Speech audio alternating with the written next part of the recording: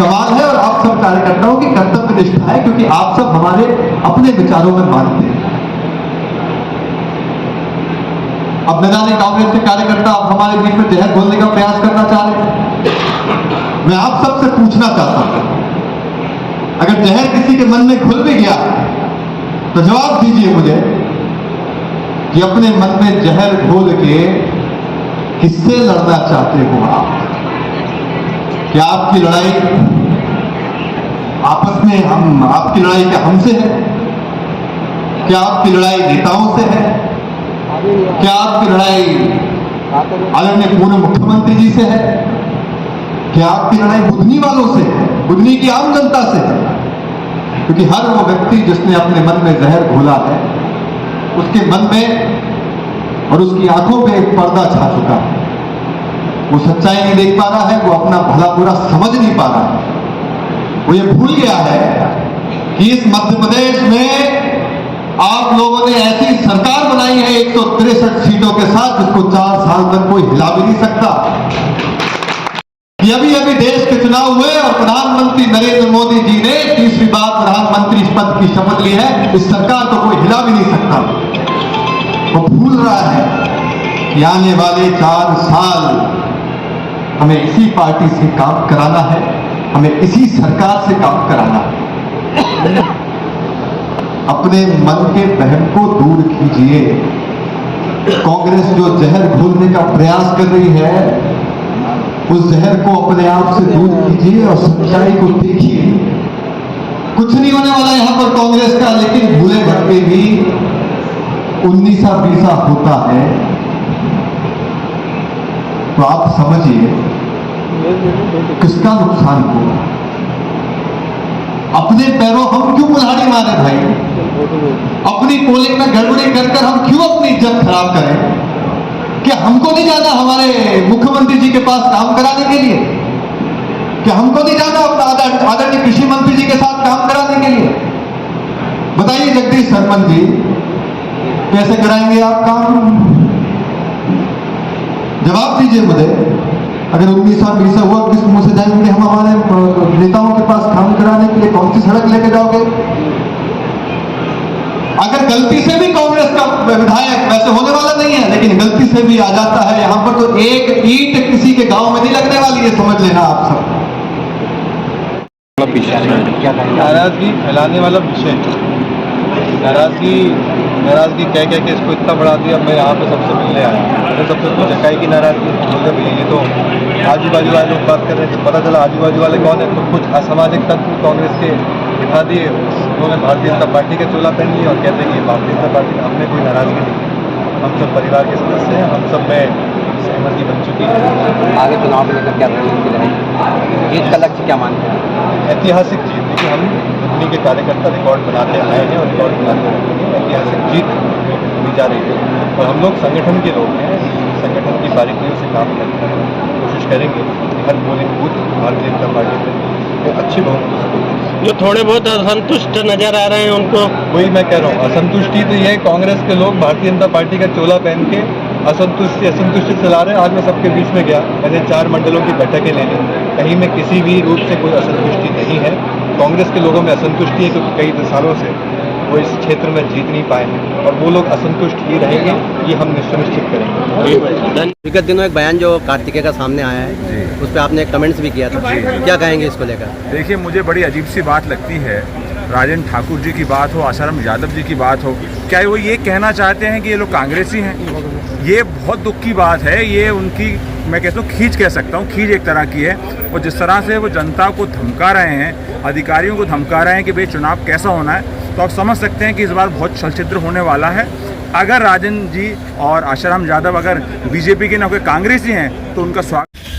पिछले दिनों कार्तिकेय जी नसलंज पहुंचे थे, कुछ बयानबाजी भी उन्होंने जिस प्रकार से की है, आजकल चर्चाओं का विषय बना है कांग्रेस को लेकर, क्या कहेंगे आप? देखिए, मुझे बड़ा ताज्जुब होता है कि भारतीय जनता पार्टी की अंदरूनी कलह को वो कांग्रेस से क्यों जोड़ रहे हैं। जब आमने सामने की लड़ाई है, उनको घर को भारतीय जनता पार्टी के घर को भारतीय जनता पार्टी के लोग संभालें, उसमें कांग्रेस कहाँ से बीच में आ गई?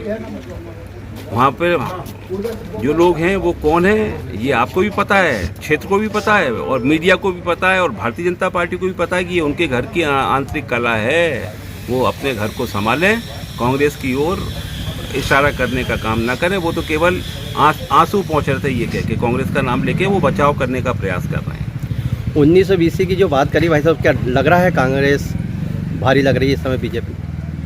देखिए, चुनाव की तरह है और चुनाव में तो हम इतना ही कह सकते हैं कि प्रयास सारे लोग करते हैं जीतने के लिए। हमारा प्रयास है कि कांग्रेस जीते, उसके लिए हम जनता से समर्थन चाह रहे हैं और जनता का जो समर्थन मिल रहा है उससे हम लोग उत्साहित हैं और निश्चित रूप से परिणाम कांग्रेस के पक्ष में आएंगे। हम धीरे धीरे इसी बात को लेकर आगे बढ़ने का काम कर रहे हैं। चुनौती कठिन जरूर है लेकिन मुश्किल नहीं है, तो कोशिश तो करना हमारा काम है। जैसा कि भाई साहब अभी कांग्रेस ने एक लिस्ट जारी की है स्टार प्रचारकों की 40 की, तो उनमें से बड़े बड़े स्टार प्रचारक भी आपके यहाँ आएंगे या फिर वहाँ मंत्री जी को ही हराने में लगे रहेंगे? हमारे स्टार प्रचारक 40 की सूचना जारी की है। चुनाव आयोग का नियम है, हर राजनीतिक दल, भारतीय जनता पार्टी हो चाहे कांग्रेस हो, उनको एक बनाना है ताकि प्रचार प्रसार के लिए जो लोग आते हैं उनका खर्चा चुनाव में न जोड़े। तो एक प्रक्रिया है, दोनों दल से 40-40 बनेंगे। हमारे जो स्टार प्रचारक बने, हमको लगेगा तो निश्चित रूप से हम करेंगे और हम लोग चाहेंगे कि कमलनाथ जी, दिग्विजय सिंह जी और कौन मैंने देखा नहीं है उनमें से गहलोत जी भी है और वो अभी का नाम हम कोशिश करेंगे कि 1-2 सभाएं कराएं। वैसे ज़्यादा सभाओं के पक्ष का समय नहीं है, किसानी के काम बहुत तेज़ी पे है, त्यौहार सब चीज़ें एक साथ चलेगी। ठीक भाई साहब, धन्यवाद। रमाकांत भार्गव को उम्मीदवार बनाया भारतीय जनता पार्टी ने, लेकिन यहाँ से राजेंद्र सिंह और गुरुप्रसाद शर्मा जैसे नेता भी दावेदारी कर रहे थे। क्या लगता है आपको कि क्या भारतीय जनता पार्टी एकजुट होकर ये चुनाव लड़ रही है? मैं सबसे पहले आपका धन्यवाद कि आपने पूछा कि आज नामांकन रैली के दौरान आप यहाँ पधारे और आपने एक जनसैलाब आज देखा होगा कि जनता ने उत्साह से, उमंग से आज हमारे जननायक शिवराज सिंह चौहान जी और माननीय मुख्यमंत्री और प्रदेश अध्यक्ष की उपस्थिति में यहाँ आकर उनका नामांकन में शामिल जनता हुई। आपने पूछा कि वरिष्ठ नेता हमारे माननीय गुरुप्रसाद शर्मा जी, आदरणीय राजेंद्र सिंह जी, राजपूत जी और आसाराम जी यादव सहित सभी वरिष्ठ नेता आज एक साथ मंच पर उपस्थित और प्राणपण से प्रत्याशी श्री रमाकांत जी को जिताने के लिए पूरी टीम एकजुटता के साथ माननीय शिवराज सिंह चौहान के नेतृत्व में लगे, क्योंकि हम सब कार्यकर्ता भारतीय जनता पार्टी और यहाँ सिर्फ हमारा सिंबल कि हमारा कमल का फूल हमारा प्रत्याशी होता है और हमारे नेता माननीय शिवराज सिंह चौहान जिनके नेतृत्व में इस बुद्धि की पहचान पूरे देश में बनी। तो मैं अपने तरफ से आपको बताना चाहता हूँ पूरी एकजुटता से हमारे वरिष्ठ नेता और बूथ स्तर तक के कार्यकर्ता इस चुनाव को जिताने में लगे। 21 तारीख को राजेंद्र सिंह जी के साथ नसरुल्लागंज में एक बैठक आयोजित की गई थी। उसमें आशाराम यादव जी और बाकी के भी नेता थे। कार्यकर्ताओं का ये कहना था कि पार्टी को राजेंद्र सिंह जी को टिकट देना चाहिए। उस बैठक के बाद फिर जो रामपाल सिंह जी है वो आए थे और उस बैठक में शामिल होने के बाद वो भोपाल चले गए थे। क्या लगता है आपको कि राजेंद्र सिंह जी ने वो बैठक जो बुलाई थी उसमें आप पहुँचे थे क्या? नहीं, मेरा अन्य स्थानों पर कार्यक्रम था, लेकिन शुरुआती तौर पर कार्यकर्ता में थोड़ा बहुत प्रत्याशी घोषित होने के बाद राजी नाराजी होती है। आदरणीय राजेंद्र सिंह जी उन्हीं कार्यकर्ताओं से बात करने गए थे और उनको कहने गए थे कि भाई पार्टी के साथ रहना है, अब डिसीजन हो गया। लेकिन कुछ कार्यकर्ता चूँकि उत्तेजित होते हैं तो अपनी तरफ से बात करते हैं, लेकिन हमारे वरिष्ठ नेता राजेंद्र सिंह जी भाई साहब ने उनको समझाइश दी थी और उन्हें कहा था कि हम सबको पार्टी के साथ रहना है और वो चीज़ उन्होंने आज करके दिखाई।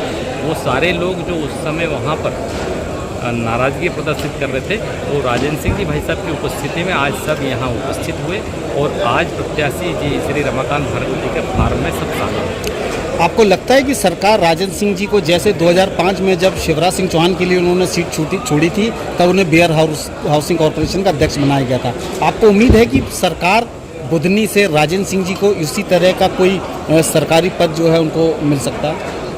आदरणीय राजेंद्र सिंह जी भाई साहब हमारे वरिष्ठ नेता हैं, पूर्व विधायक हैं और हमारा वरिष्ठ नेतृत्व हर कार्यकर्ता की जिम्मेवारी की चिंता करता है।